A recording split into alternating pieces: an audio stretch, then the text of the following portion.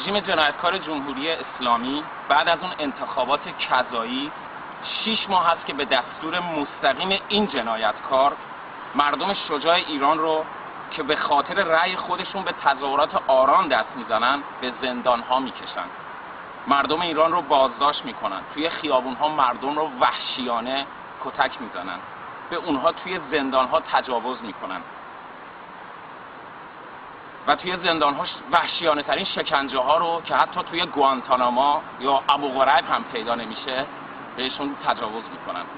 و ما ایرانی های آلمان این کوچکترین کاریه که از دستمون برمیاد. مرگ برای امثال خامنه ای خیلی کمه، همون ننگ بر خامنه ای.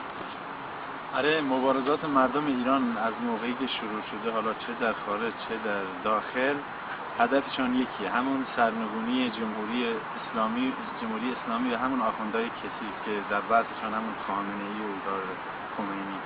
ننگ در خمینی هم من اون حتی آتیش میزنم. باد اگه بذاره. باد اگر بذاره. آره. علی فندقی تو بهتر.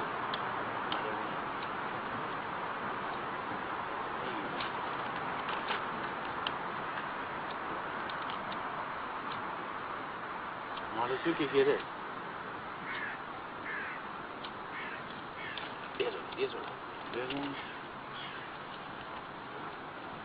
بزن لام بیا. آره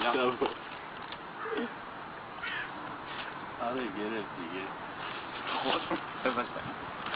بذار قشنگ قیافش معلوم باشه که میشه. تو این تهرانش هم همین کارو کردم. بیا اون قیافه